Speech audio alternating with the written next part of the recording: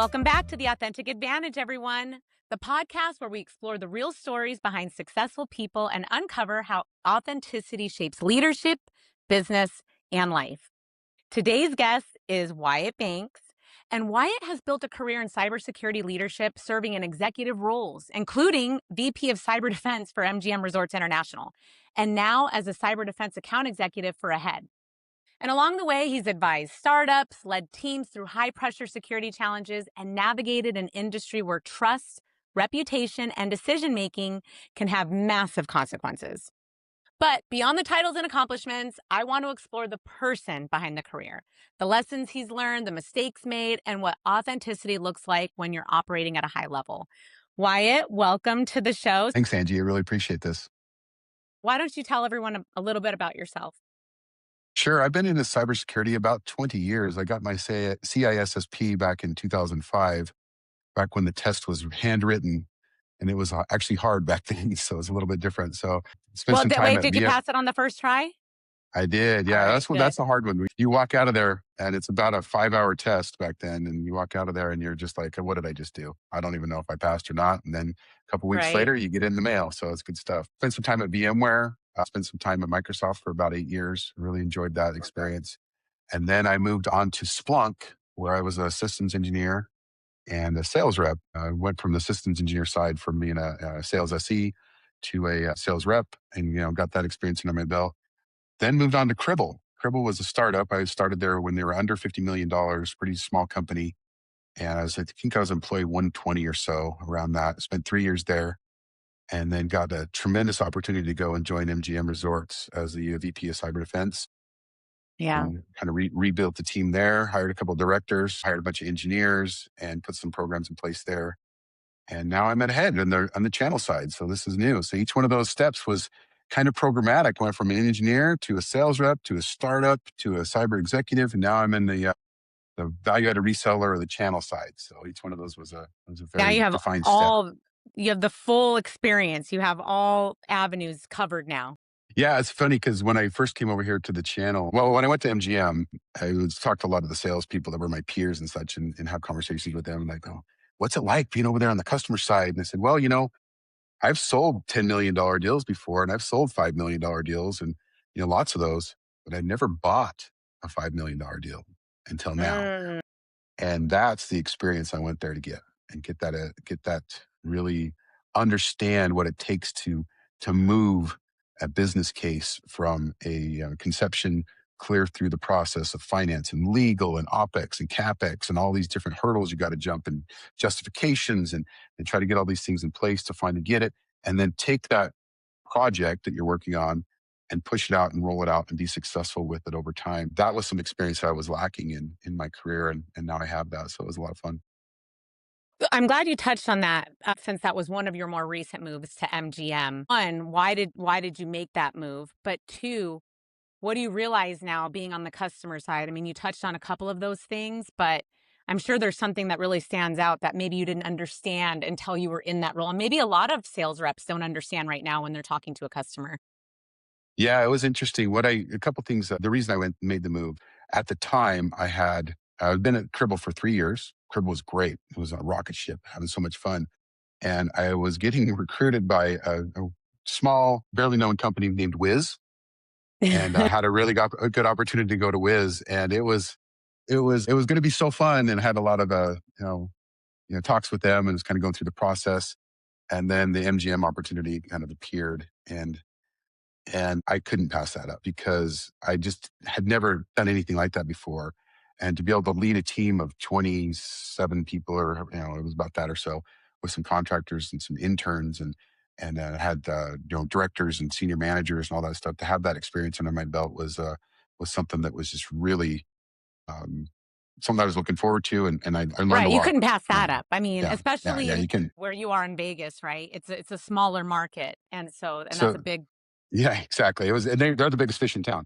So one of the things I didn't realize, being on the customer side versus on the sales side. So I've been a sales rep and done all these really interesting things, and closed these big deals, and had all the success.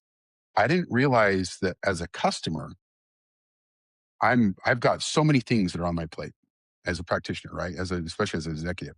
I have 75, 80, 90 things are on my plate. As a sales rep, I think my things is extremely important. And I want that customer, that VP, that executive, I want them to pay attention to me. I want them to listen to my message because it's so compelling and I'm going to save them all this money and we're going to do these things and we're going to, accomplish all this good stuff. And as the VP, yes, that's important to me. But guess what? It's not the number one important thing. It's not the top 10. It's not the top 15 important things. It's on the list. It's going to get there eventually, but it's all about timing and it's all about patience and such as well. And so in a high pressure sales job where you're, quarterly measured and, monthly measured sometimes, it's like, why can't I get this person to just respond to me? Why can't I just get them to call me back? Why can't I just get a meeting with them? It's not that I don't like you. It's not that it's not important. It's just that it wasn't at the top of the list, and eventually it will be. And I would also get BDR calls, business development reps. They're the ones that you get all the cold calls and stuff. I get them cold calls on my cell phone all the time, even on Friday nights and dinner time and stuff like that. And I realize they have a very hard job. I've done that Oh job my God. before. Me That's a very too. hard job. And a Yeah. lot of my peers and such, they just slam the phone down and they, yell at them or, tell them, I'm busy or whatever. I would never do that ever. I would talk to them, have them ask me a couple questions, say, okay, you got 30 seconds. I'm really busy. Give me your best pitch. And Yeah. sometimes I'd say, hey, so do you get compensated if I take a meeting? They'd be like, what do you mean? What do you mean? It's like, is that part of your metrics? I'm trying Is to that help you part of what out. you, yeah. And Yeah. they say, well, yeah. I say, okay, I'll take a meeting with you, book it out about 2.5 weeks or so. And then, we'll chat and get a little bit more and then we'll go from there. And it would just, it's a very small thing. It's a 15, 20 minutes of my time, 2 weeks away. But for them, it's a huge win. Whether we end up with a deal or not, Yeah. if that's how they're measured, it's them. They made their day. It's a win for them. They can celebrate that. They can celebrate that moment, and it's good. And I felt like that was just doing a little bit of good once in a while goes a long ways. I need to learn from you because I think I have a little PTSD from my cold calling days, like the boiler room where you raise your hand and say Oh yeah, TO and you're selling anything, you're getting credit cards over the phone. But now when I get calls, I'm like, no, thank you. I'm not interested. I really should take the time, especially coming from sales. But it's just, I know that feeling. They have the hardest job in the company, the amount of rejection that they go through every day. So I really like that. Really says a lot about your character, Wyatt. Really. they get maybe one answer per 500 calls, and then that one person that actually talks to them. So it's a huge win. So and it's call it karma, call it whatever. But I think if you do good things will happen to you. I believe in that. And some people are really mean about it, right? And so you have to Oh overcome yeah. that psychological. One thing you mentioned I earlier. still get calls today. I mean, I still get calls about every couple of weeks or so. I'll still get a BDR call.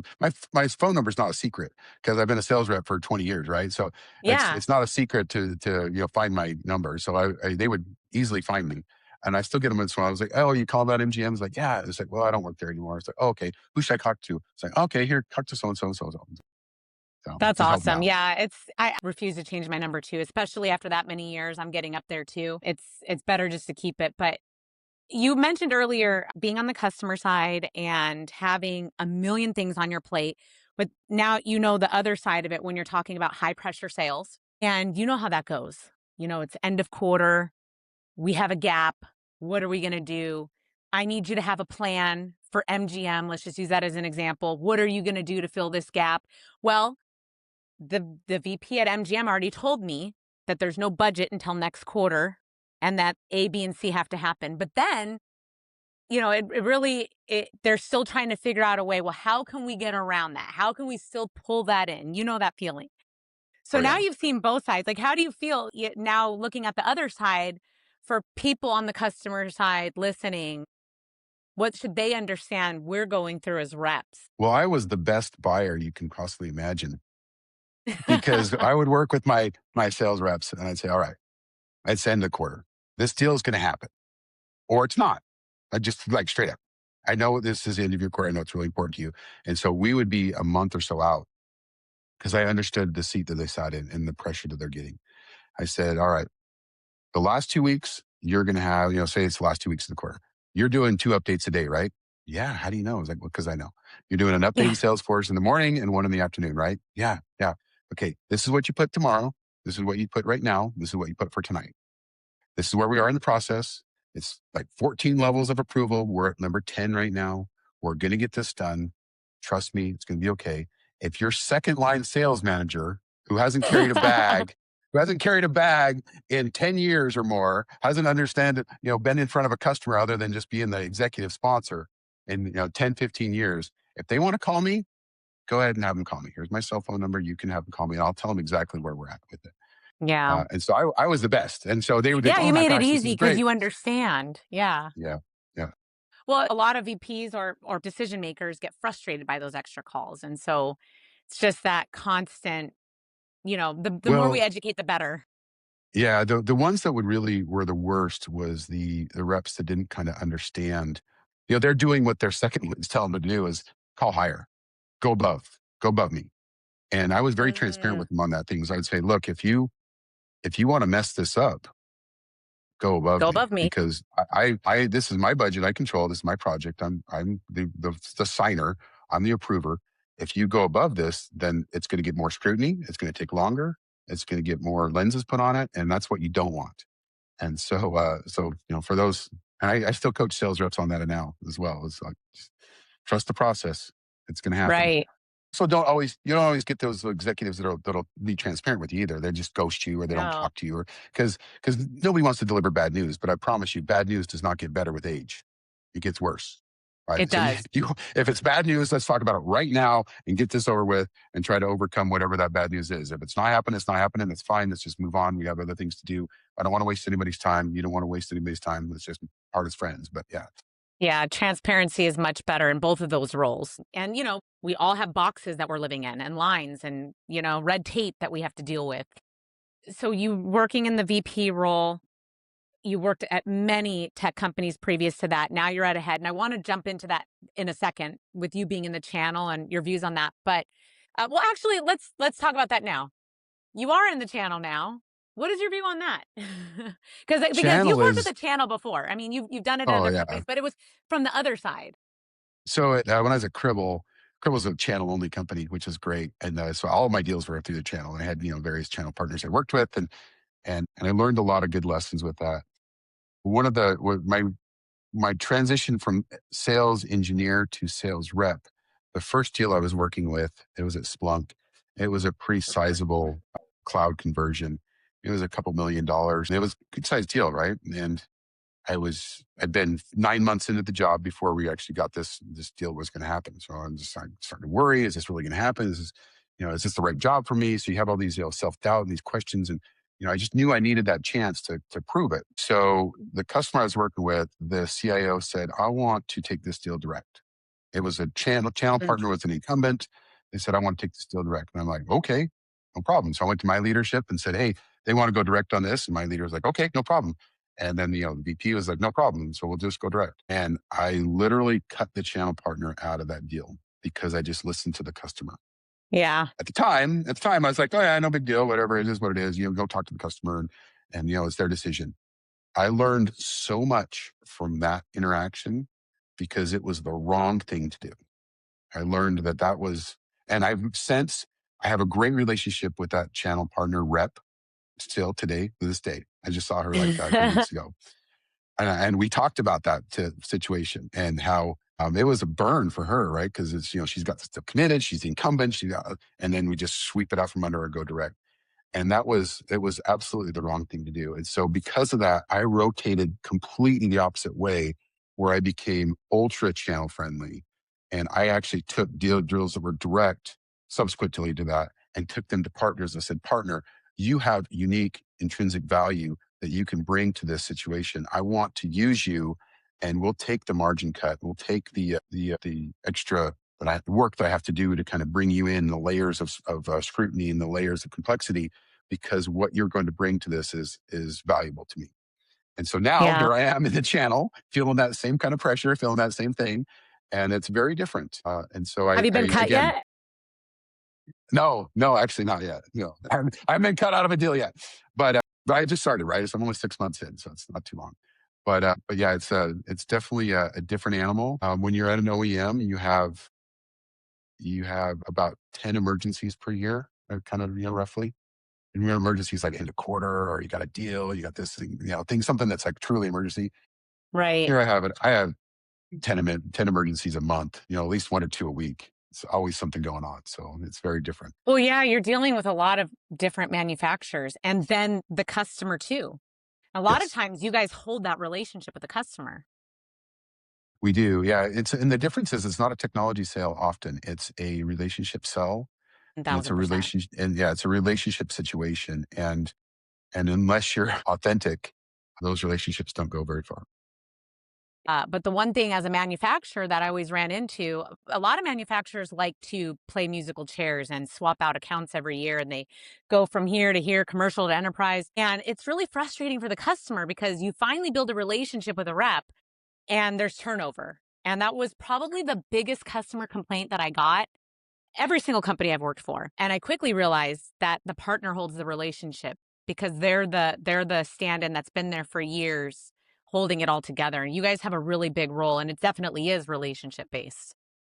Yeah. The worst is when you have Vegas is a very small town. It's the biggest small town in America. I always call it, right? Because it's a city the size of Cleveland or Indianapolis or Memphis or a bunch of other cities, San Antonio, around relatively the same size as Vegas.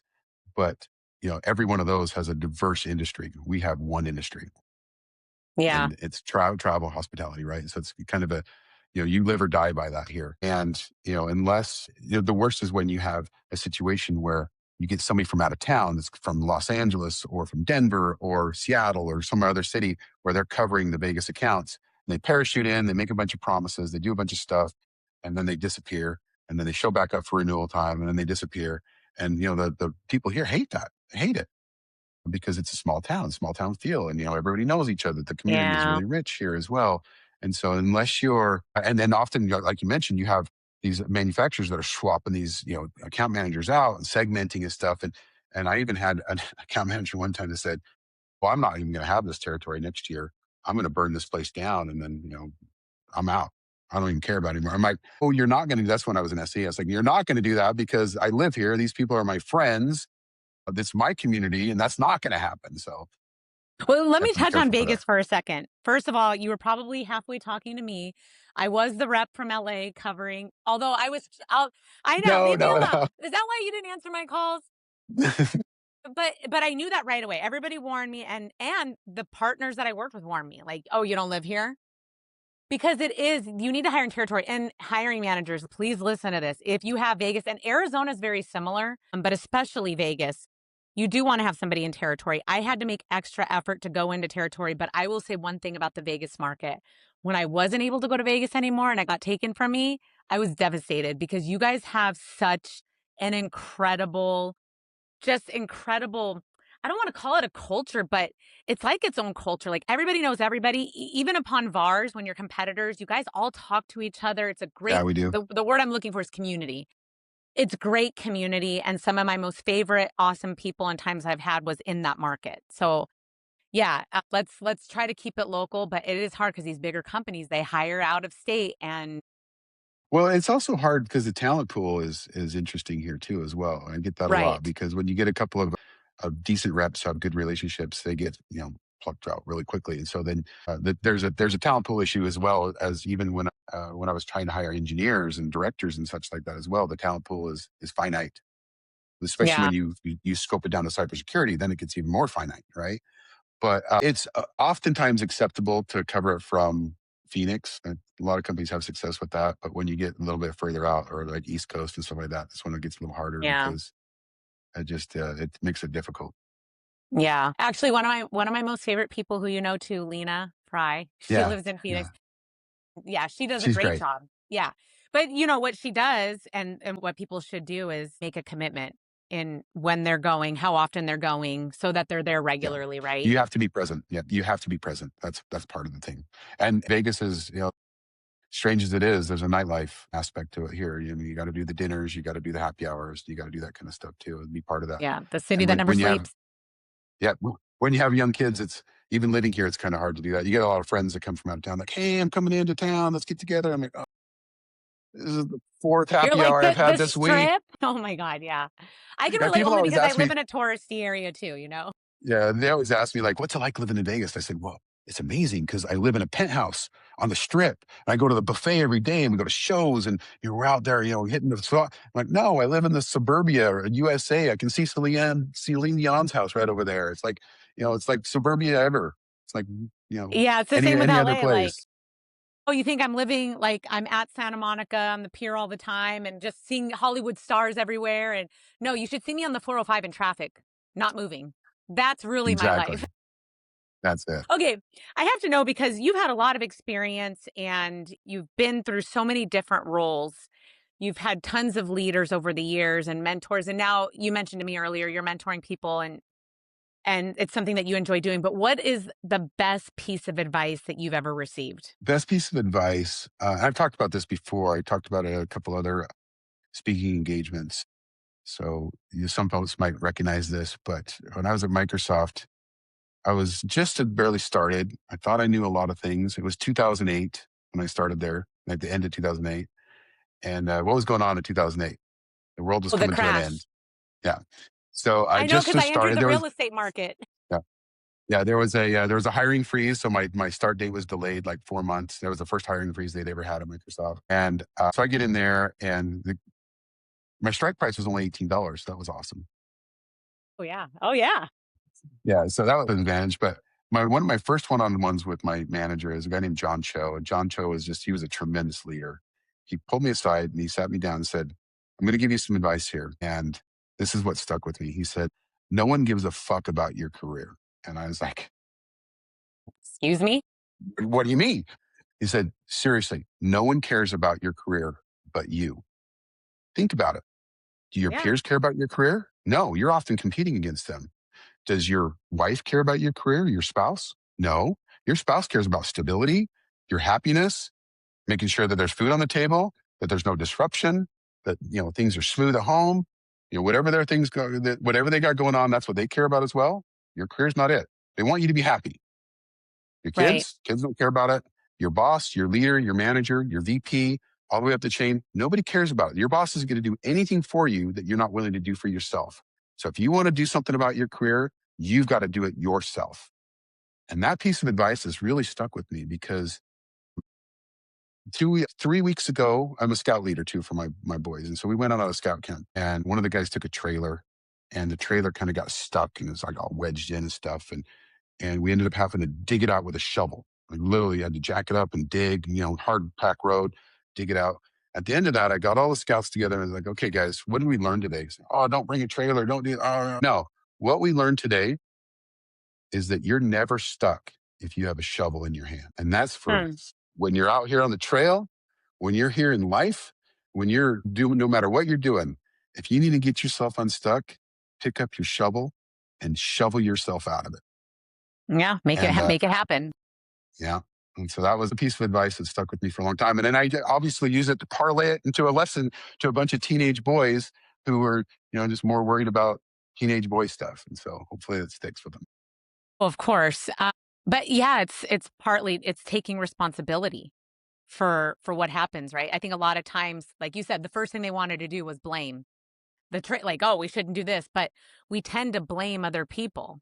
And instead of taking accountability, even when it's not our fault, we still take accountability. And when Yeah. you And you, do and you that piece, But you tend yeah, to go ahead. rely on other people too much as well, too, right? So it's not only the accountability or the blaming, but it's like you relying on other people. Now, that being said, I haven't got a job in 20 years that I didn't know somebody. So your network is extremely important, but you can't rely on them completely. You have to do it yourself, oftentimes.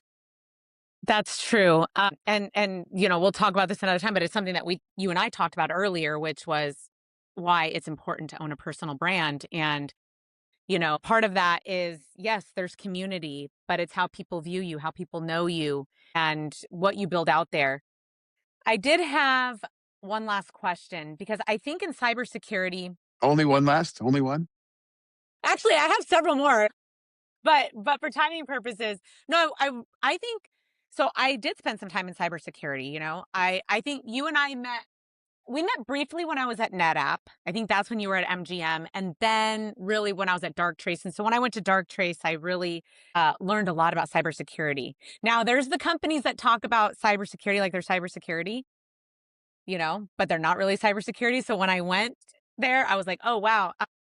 And you've led in different ways. So I'd like to know, what is something that you feel people misunderstand about cybersecurity? Because I do feel like we have this one view on what cybersecurity is versus what it actually is.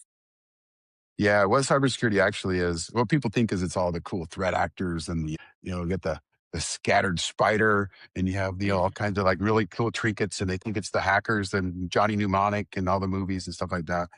But what cybersecurity really is following a set of best practices and guidance that help protect the company, help protect the individuals, their customers, and their data. And as long as and there's very few areas of IT that if you follow the prescriptive guidance, you're going to be okay. You get the NIST requirements out, start looking at the NIST requirements, and you follow them to the T, you'll be okay. I had my identity stolen about 4 or 5 years ago, 4 years ago or so. And a couple of credit cards were open up in my name. Now, obviously, I have identity protection because I'm a spook, and I think it's important that you have that. And so, yeah, I opened up a case and we started investigating, looking through it. Well, it turns out that that identity breach was from the T-Mobile breach that was years ago, right? Yeah. And no fault of T-Mobile's at all. I mean, it's part of the deal, part of what happens. But I hadn't been a T-Mobile customer in 25 years. Why did they still have my Wow. data? Right? They shouldn't have my data. They shouldn't. I should have been purged from those records. And so, what cybersecurity really is good quality discipline, and there's a people aspect to that that's probably the most important thing. As long as your people are happy, then they're gonna be happy and fight the bad guys quicker. Well, follow up, was there at least a class action to follow that since they shouldn't have had your data? Well, yeah, I mean, yeah, there always is, right, with those kind of breaches, right, of course, and and Yeah. then they offer up breach protection or identity theft protection stuff like that too. But Yeah. so again, it's no fault of theirs, but everybody's identity is out there on the dark web some way or another, right? So it's 1000%. Yeah. And knowing that and coming from cybersecurity, I should probably be doing better, like having some sort of protection. I used to be the girl that would shred every bill that came in. Now I sometimes don't even open my mail and just toss it. Like, what? You know what? Take throw in the my shredder. identity. I need a new one, man. I Okay. am a big believer in personal protection on identity, like both in cybersecurity or cyber identity insurance, and then also getting yourself taken down from sites as well. So your personal Yeah, you know what? You information. and I will talk a little bit more about that offline. I am interested in that and how you do that. It is always a good idea to be protected. I don't think enough of us are. We think, oh, it's not going to happen to us. But just this year alone, I know two people, and now you're the third person. Well, it didn't happen to you this year, but just to know people that it's happened to, and a lot of times it can create massive havoc. Luckily for you, like they were, but somebody that I know, really, it took a lot of work to rebuild. It's Their just a pain. credit. It's just a pain. Yeah, it's just really a pain. Yeah. It's a disruption in your day. I already have plenty of things to work on during the day. I don't need like five more things to worry about on that. So yeah. Yeah, I feel you. Well, I think this has been very insightful. I love your perspective on things. It's so great to see just the diversity. You haven't been stuck in one role. You've really been around and you have a taste of everything to be able to make a very well rounded rep, in my opinion, just having all that experience. So before we end, though, I want to ask you a couple rapid fire questions just to get to know you more. All right. So, would you rather lose your phone for a week or your laptop? Both, both. Can I get rid Okay, of here's them the thing. both? I feel the same way. I would like to go on a silent retreat actually and just get away and not hear or see anything. Yeah, I think it's funny. One of my coworkers recently lost their phone, and they were without it for about a week, and they left it in another state, and we're trying to call and stuff like that. I was like texting, did they block me? What's going on? Just drops right to voicemail. So yeah, anyway. Well, I mean, I've gone without my phone for like an hour or like feeling so lost without it, trying to reach for it to see the time or do this. But I do know that after that initial phase, it's very much needed just to take a break. I think we all need to do it eventually. Okay, Agreed. so if you could instantly master one skill tomorrow that you don't already have, what would it be? Guitar or piano? Easy. I never took piano lessons, never took guitar, always messed around with it, but could never really pick it up. And I wish I would have been able to do that. Okay, well, I didn't know this, so follow-up question is gonna be like, why not start now? You just said it out loud. Yeah, exactly. No My time like the daughter's present. taking guitar. She's doing electric guitar actually. Yeah, no time like the present. Yeah, it is one of those things. Sometimes you don't realize. I mean, you really can still do it, but I also know you're a parent. You have a full-time job. You have lots of it's hard to be able to pick up some of the leisure things that we want to do. Yeah, that's a trick question too, because that could be applied to anything that you could master tomorrow, right? So, Right, right. Oh well, okay, true. I did say tomorrow. I guess mine would be like break dancing. I've always wanted to break dance. hey, you know what? You can start now. Why not? Same reasons as you, Wyatt. Right? All right, last one. If there was one piece of technology that you couldn't live without, what is it? I think the gasoline engine right now, unfortunately, because that's our main form of transportation. I think society is in general is so reliant on it. We need to come up with something better. Obviously, electric's the way to go, but in current day today, it's not AI, it's not email, it's not all these other things, but Yeah. we need to be able to transport goods and services and people and things around, and unfortunately, that's the way we do it today. Hopefully, it'll get better in the future. I never even thought about like an engine as technology, but it is, right? Huh. Well, I don't Not want to just get rid gasoline, but diesel too. So there you go. But yeah, and of I think that the electric cars and electric stuff's gone a long ways, and so it's going to get only get better, hopefully. Yeah, I almost bought an electric car and then I didn't because in California, they're talking about going all electric and by a certain year. And I was like, well, screw that. I'm going to have a classic then. I'm going to be one of the I'm going to be able to sell it for more. Oh yeah. And by the way, I want to mention you mentioned logistics and so my stepfather is a truck driver, so I very much understand, why that's still necessary and why we can keep that. Although some of those electric trucks that they're coming out with, those semis, Yeah, they're cool. yeah, they're cool, but all right. So first of all, again, thank you so much for joining me today. I, again, love your perspective, your personality. I can't wait to go back out to the Vegas market and do some more. Although Yeah, I live come in on out. Los Angeles, don't hold it against me. Nope, come on out. We'll welcome you for anything. Come out for Formula One. It'll be fun. Oh yeah, oh yeah, oh yeah. Actually, we just funded that this past year and I didn't make it. So I'll put that on my list. But fantastic conversation, Wyatt. One thing I love about these conversations is they remind us all that success isn't usually about having all the answers, but it's about learning, adapting, building trust, and continuing to show up through challenges, which Wyatt clearly you have. Thank you for sharing your experiences, your insights, and a little bit of the story behind your professional journey. And for everyone listening, if you found value in today's conversation, make sure you subscribe, share this episode with someone who can benefit from it. And remember, your expertise may open doors, but authenticity is what builds lasting relationships once you're inside. So until next time, this is Angie, and you're listening with The Authentic Advantage.